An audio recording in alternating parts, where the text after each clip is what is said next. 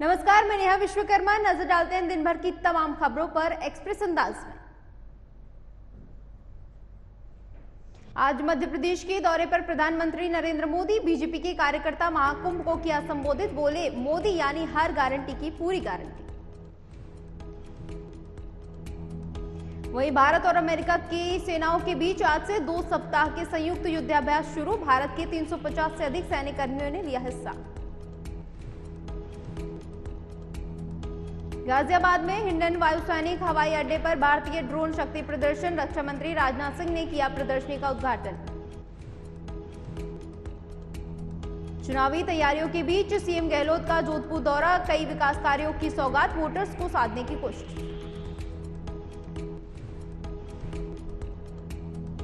Asian games 2023 में भारतीय महिला क्रिकेट टीम को बड़ी सफलता। टीम ने फाइनल में श्रीलंका को हराकर जीता गोल्ड मेडल।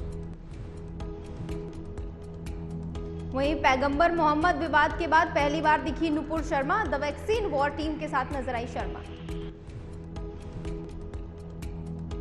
लंबे समय से शर्मा ने मीडिया से बनाई थी दूरी। द वैक्सीन वॉर फिल्म के प्रमोशन के इवेंट पर डायरेक्टर विवेक अग्निहोत्री के साथ आई नजर। ओडिशा में भारी बारिश के बीच लैंडस्लाइड। देश के कई राज्यों में आईएमडी ने बारिश का अलर्ट किया जारी। देश के कई राज्यों में अच्छी बारिश का सिलसिला लगातार जारी। ओडिशा में मानसाबार और जराती स्टेशनों के बीच भारी भूस्खलन के कारण ट्रेनें प्रभावित। उप हिमालयी पश्चिम बंगाल, बिहार, झारखंड के कुछ हिस्सों के साथ अंडमान और निकोबार द्वीप समूह में बारिश का अलर्ट। पूर्वी गुजरात, तटीय कर्नाटक, केरल, आंध्र प्रदेश के कुछ हिस्सों में और तमिलनाडु और तेलंगाना में हल्की से मध्यम बारिश की संभावना। आईएमडी के मुताबिक सोमवार को बिहार, झारखंड, पश्चिम बंगाल समेत उत्तर प्रदेश में हल्की से मध्यम बारिश की संभावना। दिल्ली में न्यूनतम तापमान 25 डिग्री रहने की संभावना। वहीं अधिकतम तापमान 35 डिग्री किया जा सकता है दर्ज। वहीं कौशल विकास घोटाले में पूर्व सीएम चंद्रबाबू नायडू पहुंचे सुप्रीम कोर्ट। सुप्रीम कोर्ट ने 26 सितंबर को याचिका का उल्लेख करने को कहा। नायडू ने कथित कौशल विकास घोटाले मामले में दर्ज एफआईआर को रद्द करने के लिए तत्काल रूप से सुनवाई के लिए याचिका की थी दाखिल। घोटाले के मामले में 10 सितंबर को हुई थी चंद्रबाबू नायडू की गिरफ्तारी। फिलहाल पुलिस हिरासत में है चंद्रबाबू नायडू। 7 सितंबर 2023 को बने मामले के 37वें आरोपी।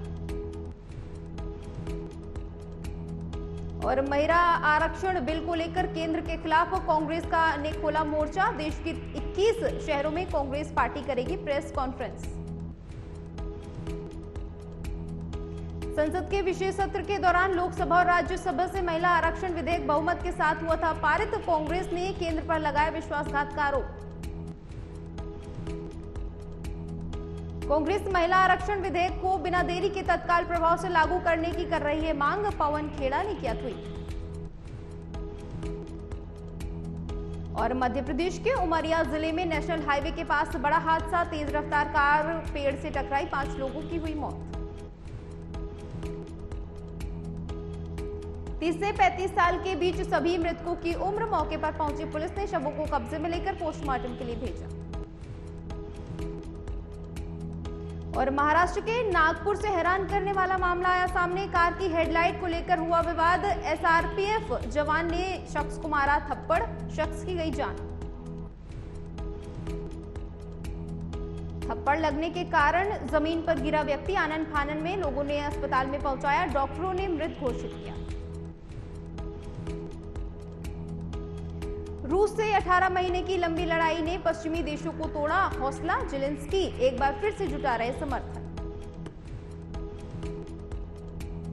यूक्रेन की मदद करते करते कंगाल हो रहे पश्चिमी देश। यूक्रेन को रूस से जंग जारी रखने के लिए अभी लगातार मदद की जरूरत। यूक्रेन को मदद करते करते पश्चिमी और यूरोपियन देशों का भंडार हो रहा खाली। यूक्रेन में फिर से हथियार और गोलाबारी की कमी। वहीं आर्थिक बदहाली ने पाकिस्तान को बनाया कंगाल। पाकिस्तान में एक साल में 39.4% गरीबी बढ़ी। महंगाई से लोग परेशान।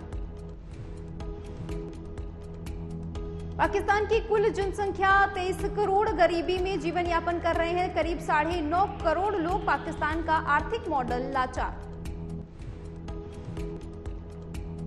वहीं विश्व बैंक ने कृषि और रियल एस्टेट पर टैक्स लगाने और बेकार के खर्च में कटौती करने का किया आग्रह। वित्तीय स्थिरता हासिल करने के लिए पाक सरकार को चेतावनी।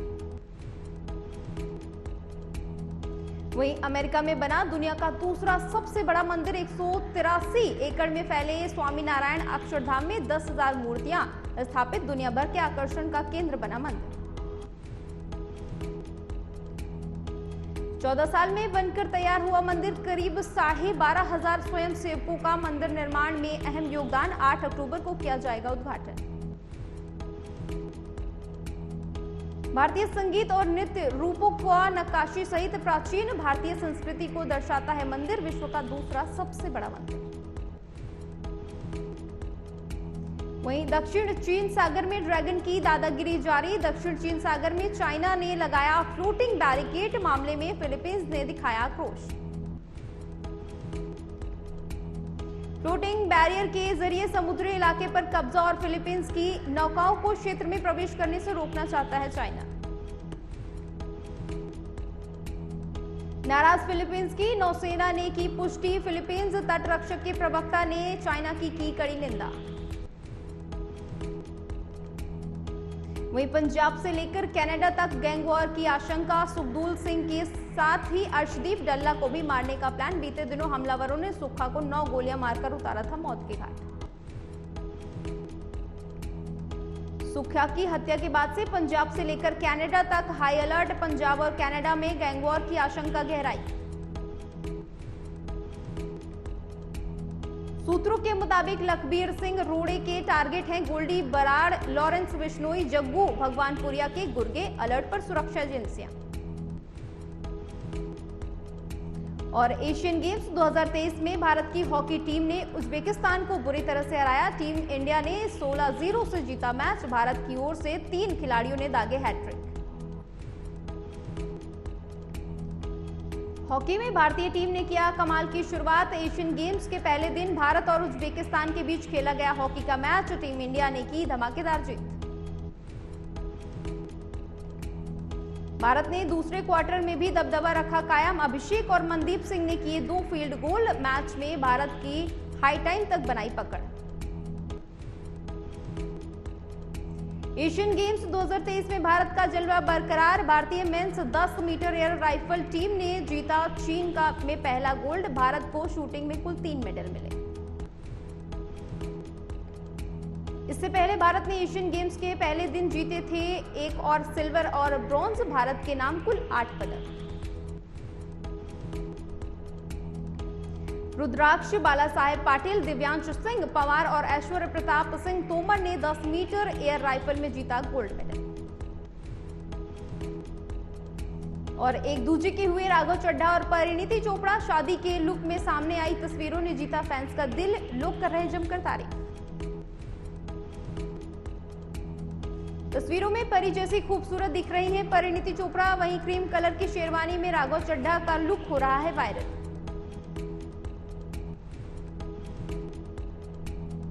लंबे समय से एक दूसरे को डेट कर रहा था कपल। 13 मई को दिल्ली में की थी सगाई। अब राजस्थान के उदयपुर में हुई शादी। और लाल बागचा राजा के दरबार में पहुंची शहनाज गिल। अपने देशी लुक से शहनाज ने जीता फैंस का दिल। एक्टर का लुक सोशल मीडिया पर viral. Upcoming film thank you for coming को लेकर सुर्खियों में बनी हुई है शहनाज। मंदिर जाकर बप्पा से लिया आशीर्वाद। वीडियो सोशल मीडिया पर वायरल। फिल्म में भूमि पेडनेकर, डॉली सिंह, कुशा कपला और शिवानी बेदी भी आएंगी नजर। 6 अक्टूबर को रिलीज होने वाली है फिल्म। और अब रुक करते हैं कुछ और खबरों का। महाराष्ट्र के कल्याण नासिक हाईवे पर बड़ा हादसा हो गया। एक तेज रफ्तार कार ने सड़क पर चल रहे 5 लोगों को कुचल दिया। इस हादसे में 3 लोगों की मौके पर ही मौत हो गई और 2 लोग गंभीर रूप से घायल हो गए। पुलिस ने कार को जब्त कर लिया। मृत लोगों की पहचान जगदीश महेंद्र सिंह डावर, सुरमल मांजारे, दिनेश तारोले के रूप में हुई है। ये लोग मध्य प्रदेश के थे और महाराष्ट्र में मजदूरी करते थे। मृतक काम के बाद घर लौट रहे थे और इसी दौरान ये बड़ा हादसा हो गया जिसमें 5 लोगों की मौत हो गई।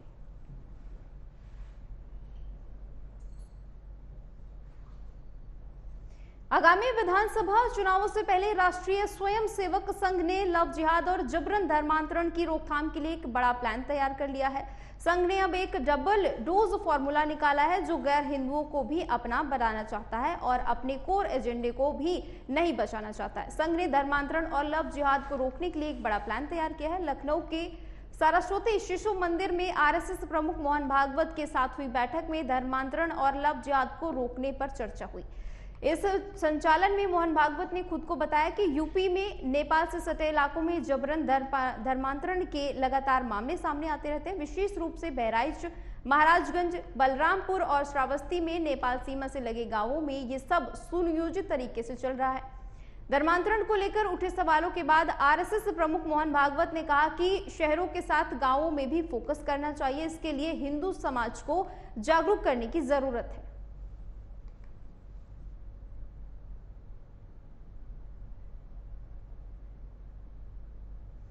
अगर आप भी इंडोनेशिया घूमने का प्लान बना रहे हैं तो थोड़ा सा सावधान हो जाइए, सतर्क हो जाइए, क्योंकि ठगी का शिकार हुए मेरठ के कुछ लोगों का ये मामला इसी ओर इशारा करता है। बता दें कि बीते दिनों 130 लोगों का एक ग्रुप पिछले सप्ताह इंडोनेशिया के बाली टूर पर गया था, जिसके बाद अधिकार परिवार वेस्ट यूपी और उत्तराखंड के थे।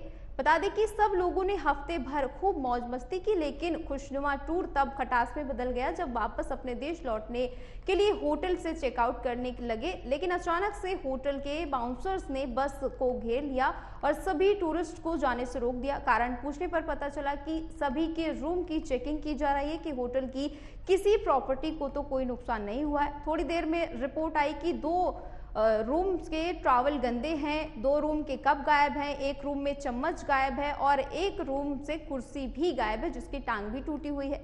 मामला यही नहीं थमा, होटल की तरफ से इस नुकसान के जुर्माने की भी लिस्ट बनाई गई।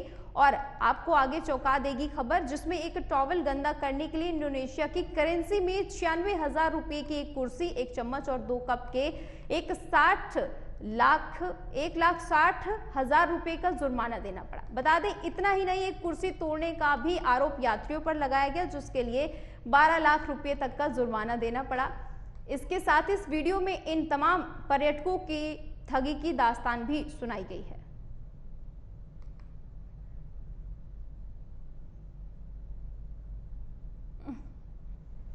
हमें तो खुद भी अच्छा नहीं लग रहा है ये बताते हुए भी और कहते हुए भी। बहुत सामान्य तौर पे हमारा टूर चला, उस दिन आखिरी दिन था, हम निकले होटल से, सब अपनी अपनी चाबी दे के रिसेप्शन पे अपनी बस में बैठ रहे थे, उसी समय की फ्लाइट थी और कोतवाल एकदम इस तरह से बना, चूंकि सबको वापस जाना था, फ्लाइट उड़ने वाली थी। आपको पता है एयरपोर्ट पे इंटरनेशनल फ्लाइट है, 4 घंटे पहले पहुंचना होता था, समय निकला जा रहा था। एकदम अचानक से बाउंसर्स बस के आगे आ गए, फिर वो लिस्ट बना के लाए, ये रूम नंबर, ये कौन थे जी, नीचे आइए, आपके रूम का अभी हिसाब नहीं हुआ है, आप सामान डैमेज पाया गया है। तो उसमें किसी का कुर्सी, किसी का चम्मच, एक कप, एक ये, अरे आप तलाशी ले लीजिए। खराब इसलिए लगा, हम लोगों ने बोला कि आप तलाशी ले लीजिए, लेकिन वो तलाशी लेने को तैयार नहीं। उन्होंने जबरन वसूला, सबसे जुर्माना लगा लगा के, और वो पूरा वसूल किया और अल्टीमेटली फिर एक आदमी को हमने बंधक बनाना पड़ा। वहाँ बंधक के तौर पे छोड़ के आए, वो सबका हिसाब करके आए, फिर सब हम दौड़े, वो बाद में आए। यूपी के आगरा में सरकारी जमीन से हुए कब्जे को हटाने के लिए प्रशासन और पुलिस की टीम पहुंची, जहां पर लोगों ने टीम पर हमला कर दिया। आगरा न्यू थाना क्षेत्र के दयालबाग सत्संग पीठ का है, जहां पर सत्संगियों ने सरकारी जमीन पर कब्जा कर रखा है। पहले भी अतिक्रमण विरोधी कार्रवाई की गई थी। इसे हटवाने के लिए जब पुलिस पहुंची तो पुलिस पर पथराव कर दिया गया।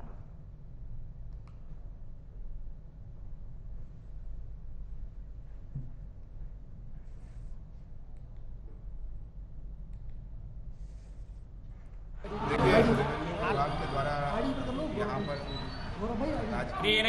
जग रोड पर बना अवैध निर्माण हटाने के लिए फोर्स की मांग की गई थी और उसी क्रम में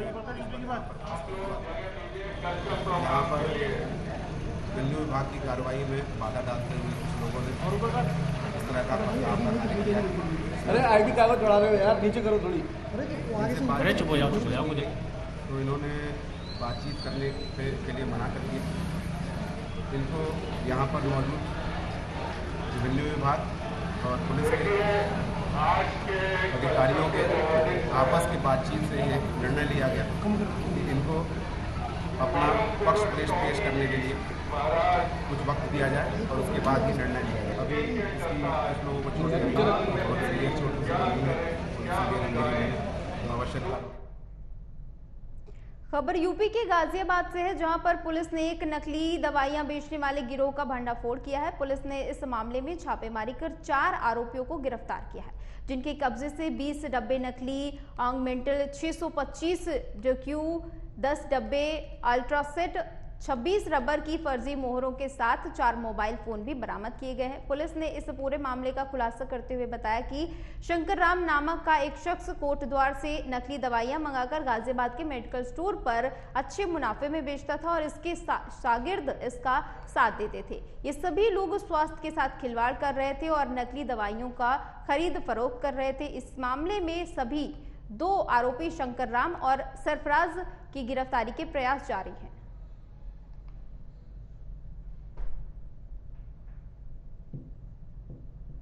मुखबिर की सूचना पे हमने माल गोदाम रेलवे स्टेशन के पास नकली दवाइयों के जकीरों के साथ 4 लोग को गिरफ्तार करा, जिनका नाम श्रीपाल, पुनीत, शावेज और मुकेश है। इसमें पूछताछ में पता लगा है कि श्रीपाल नाम के जो व्यक्ति हैं, ये शंकर नाम के कोटद्वार के एक व्यक्ति के संपर्क में है, जो कि ऑन डिमांड देखिए, इसमें पूछताछ में उन्होंने बताया है कि सरफराज नाम के एक व्यक्ति हैं, जो कि मालीवाड़ा में एक मेडिकल स्टोर है, उस पर जॉब करते हैं।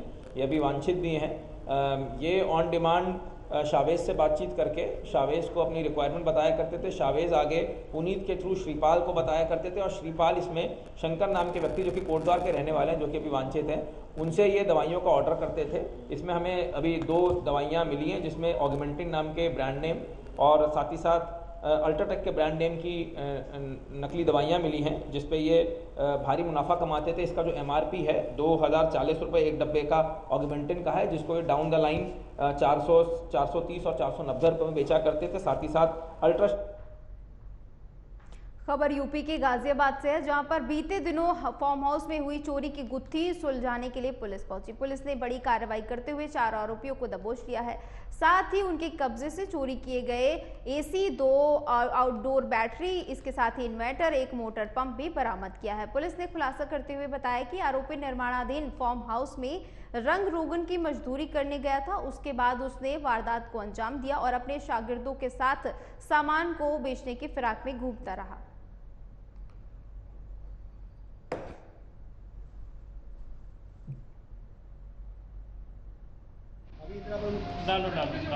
ये थाना नंदगांव में 31 सितंबर को मानचंद त्यागी जी के फार्म हाउस से चोरी हुई थी, जिसमें 2 इन्वर्टर, 2 AC और एक पंप और एक LED चोरी गई थी। तत्काल ही अभियोग पंजीकृत किया गया और इसकी पता रसी, सुरागसी और मुखबिर के आधार पे जितेंद्र, जो कि इनके यहाँ पेंटिंग का काम करने गया था फार्म हाउस पे, उसने ये पूरी योजना बनाई और इसमें जितेंद्र, दीपक, सोहित और प्रिंस को गिरफ्तार किया गया है।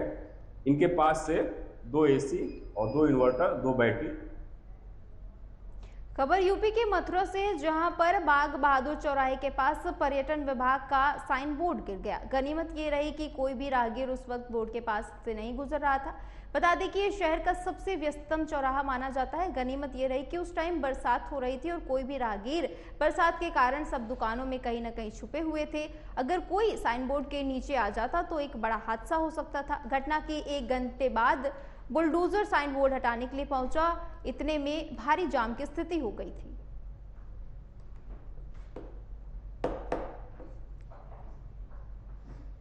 खबर यूपी के आगरा से है, जहां पर भूमिगत मेट्रो की मांग को लेकर लगातार MG रोड भूमिगत मेट्रो संघर्ष समिति आंदोलन थमने का नाम नहीं ले रहा है। समिति के पदाधिकारी और व्यापारी हाथों में भूमिगत मेट्रो की मांग बने पैम्पलेट्स लेकर ढोल नगाड़े और मंजीरे बजाते हुए कैबिनेट मंत्री बेबी रानी मौर्य के आवास पर पहुंचे। वहां पर उन्होंने शंख बजाया, ढोल नगाड़े बजाकर जमकर प्रदर्शन किया।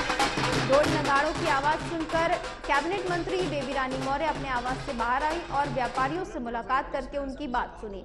इस दौरान बेबी रानी मौर्य ने व्यापारियों से कहा कि उनके इस मांग के लिए CM योगी को अवगत कराया जाएगा।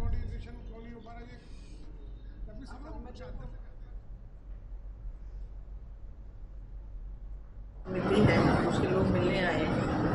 तो अगर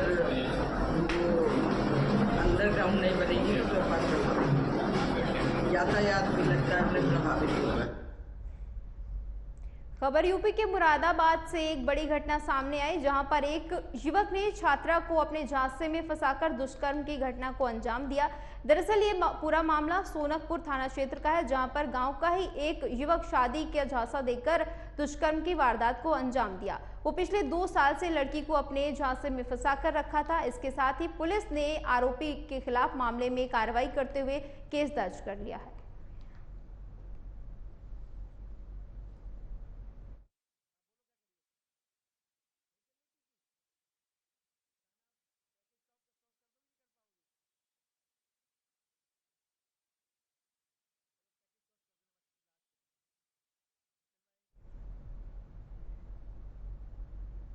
प्रधानमंत्री नरेंद्र मोदी ने 9 नई वंदे भारत ट्रेनों का वीडियो कॉन्फ्रेंसिंग के जरिए हरी झंडी दिखाई। ये तमाम ट्रेनें 11 राज्यों के बीच कनेक्टिविटी को बढ़ाएंगी। वंदे भारत ट्रेन की खासियत और कितने रूटों पर होकर जाएंगे, इस रिपोर्ट में। प्रधानमंत्री नरेंद्र मोदी ने आज 9 नए वंदे भारत एक्सप्रेस ट्रेनों को हरी झंडी दिखाई।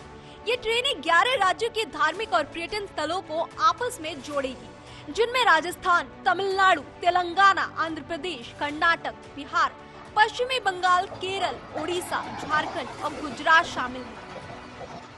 पीएम मोदी नई ट्रेनों के उद्घाटन कार्यक्रम में वीडियो कॉन्फ्रेंसिंग के जरिए शामिल हुए। अगर बात की जाए इसकी खासियत की, तो ये ट्रेनें एंटी कॉलिजन सिस्टम कवच से लैस है। सबसे खास बात है नई वंदे भारत एक्सप्रेस ट्रेनों का रंग, जो कि नारंगी है। नई वंदे भारत रेलगाड़ियां उदयपुर, जयपुर, चेन्नई, हैदराबाद, बेंगलुरु, विजयवाड़ा, चेन्नई, पटना, हावड़ा, कासरगोड, तिरुवनंतपुरम, राउरकेला, भुवनेश्वर, पुरी, रांची, हावड़ा और जामनगर, अहमदाबाद के बीच चलेगी।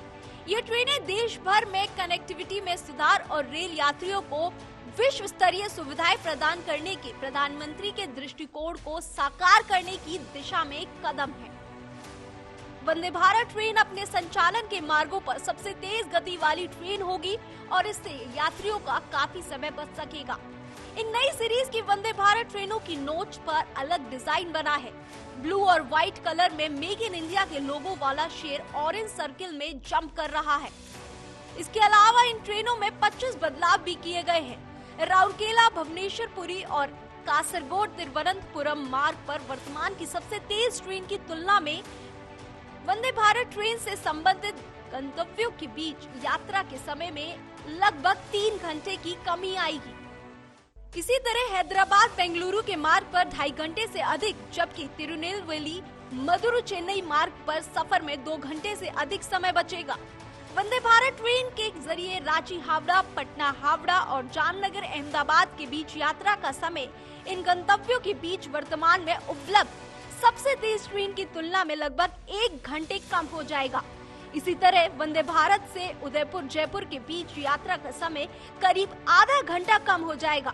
वंदे भारत ट्रेन 100% स्वदेशी है और इनकी खासियत ये है कि ये बेहद कम समय में 160 किलोमीटर प्रति घंटे की रफ्तार से बढ़कर 200 किलोमीटर प्रति घंटे की रफ्तार पकड़ लेती है। ट्रेन को 100 किलोमीटर तक की स्पीड पकड़ने में महज 52 सेकंड लगते हैं। ट्रेन में ऑटोमेटिक दरवाजे लगे हुए हैं। ट्रेन में इस तरह की सीटिंग है जो कि 180 डिग्री घूम जाती है। खैर, देश में सबसे पहले वंदे भारत ट्रेन 18 फरवरी 2019 को चलाई जा चुकी है, जो कि प्रधानमंत्री मोदी के नेतृत्व में चली थी। देश की राजधानी दिल्ली और वाराणसी के बीच में इसका ट्रायल हुआ था। ये ट्रेन प्रयागराज और कानपुर में रुकती है। इन सुविधाओं के बावजूद भी कुछ लोगों के मन में ये सवाल अभी भी उमड़ रहा होगा कि विकास के नाम पर आखिरकार प्रधानमंत्री ने किया क्या है। Bureau report, AMV network.